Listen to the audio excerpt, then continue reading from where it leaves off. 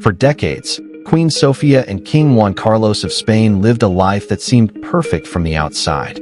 But behind the palace walls, Queen Sofia endured one of the most humiliating marriages in royal history. King Juan Carlos cheated on her with thousands of women. Reports suggest more than 1,500 mistresses. And yet, Sofia never left his side. What kept her with a man who caused her so much pain? Why didn't she divorce him? And now, in her later years, has she finally found peace? Watch the full video to find out. Don't forget to like the video, subscribe to the channel, and hit the bell icon to get notified as I upload a new video. Let's go on. Queen Sofia of Spain was born on November 2nd, 1938, at Tatwa Palace in Athens, Greece, as the eldest daughter of King Paul of Greece and Queen Frederica of Hanover. Her childhood was marked by exile and war.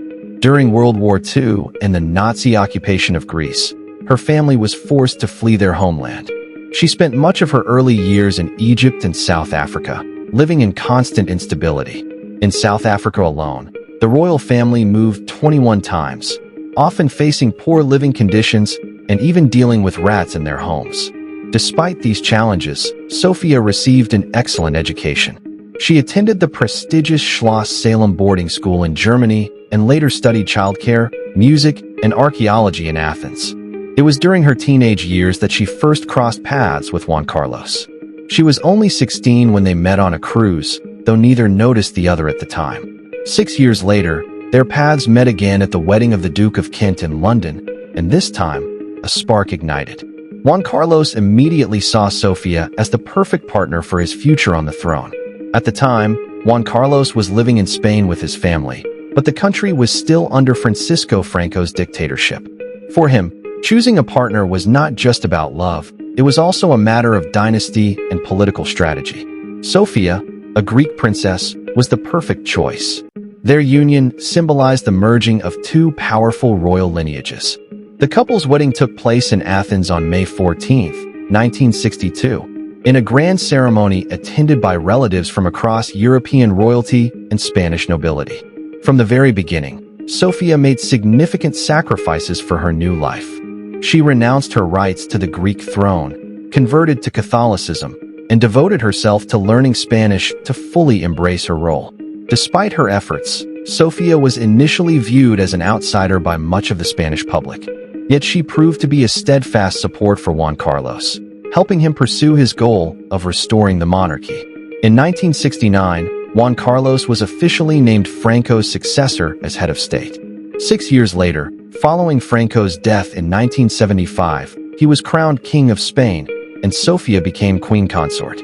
During their early years of marriage, Sofia also embraced motherhood, giving birth to 3 children: Infanta Elena in 1963, Infanta Cristina in 1965, and Crown Prince Felipe in 1968. To the public, Sofia and Juan Carlos appeared to be the perfect royal couple.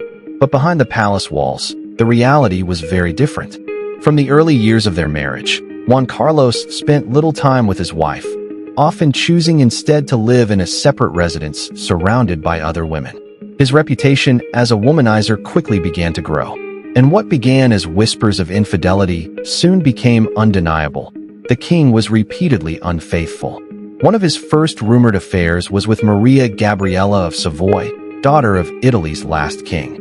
Not long after his coronation in 1975, Sofia is said to have caught him in a compromising situation with Spanish actress and singer Sarah Montiel, though she publicly denied any scandal at the time. But the rumors didn't stop there. For decades, stories of his infidelities surfaced again and again.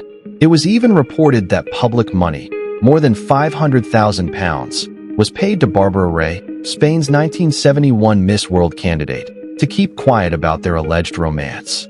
Another woman, Liliane Sarcho, even claimed that her daughter was Juan Carlos' illegitimate child, though the Spanish courts dismissed the case thanks to the king's legal immunity. In 2016, an explosive book titled Juan Carlos, The King of 5,000 Lovers was published by author Martinez Ingalls, who described the former king as a sex addict. The book claimed he once had 62 lovers in just 6 months, and during his so-called passionate years between 1976 and 1994, he allegedly slept with an astonishing 2,154 women. One rumored mistress, 18-year-old actress Sandra Mozorowski, even died under mysterious circumstances in 1977 after falling from her balcony. For Queen Sofia, these stories were devastating. Not only did she have to endure the private betrayal of her husband's infidelity, but she also had to see it splashed across newspapers and whispered in royal circles. Imagine the pain of attending official events, smiling for the cameras, while knowing the whole world was aware of your husband's affairs. At times, the pressure became unbearable. On one occasion, she packed her bags, took her children, and fled to India to stay with her mother and sister. Yet, in the end, she chose to return and stand by Juan Carlos. But why didn't Sofia simply leave? Why didn't she divorce a man who so openly humiliated her? The answer lies in her deep sense of duty. For Sofia, marriage was never just about love, it was about service. She once admitted that her life was not her own, but belonged to Spain. A divorce, especially in a devout Catholic country, would have caused a national scandal and seriously damaged the monarchy. Sofia understood this, and she chose to sacrifice her own happiness for the stability of the crown. Over the years, Queen Sofia tolerated Juan Carlos' behavior, even when it became a source of public ridicule. One of his most notorious relationships was with Danish-German businesswoman Carina Larsen. Their affair began around 2004 and lasted nearly a decade. The king reportedly proposed with a large emerald-cut diamond ring worth 1 million euros and gave her nearly 65 million euros as a gift. The relationship became a national scandal, especially after it emerged that she accompanied him on his infamous luxury hunting trip to Botswana in 2012, while the country was facing a severe economic crisis. After years of controversies, Juan Carlos abdicated the throne in favor of his son, Felipe VI, in 2014. Once celebrated as the king who helped guide Spain's transition to democracy, he was now widely seen as a disgraced monarch. Queen Sofia, however, emerged with her reputation intact. While her husband lost respect, she gained admiration. Spaniards saw her as a woman of resilience, enduring betrayal, yet never abandoning her duties. In 2020, after a series of financial and personal scandals came to light, Juan Carlos left Spain for self-imposed exile in Abu Dhabi. Queen Sofia chose to remain in Spain, continuing to support her son, King Felipe VI, and ensuring the stability of the crown. In recent years, Juan Carlos and Sofia have met only for official engagements, such as the funeral of Queen Elizabeth II and the wedding of King Hussein of Jordan. While the tension that once haunted their marriage has eased, their relationship is reportedly not completely broken.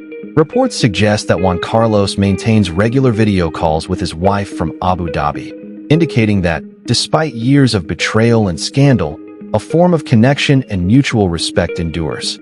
Perhaps, after all the hardships, Queen Sofia found a way to forgive her husband, not by forgetting his betrayals, but by accepting the reality of their lives and focusing on what truly mattered.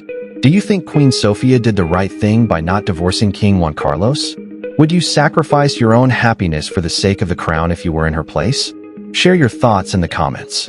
And that's it. If you enjoyed the video and want more like it, be sure to leave a thumbs up below in appreciation. And if you haven't already, you really want to subscribe to my channel and tick the bell icon so you get notified as I upload a new video daily.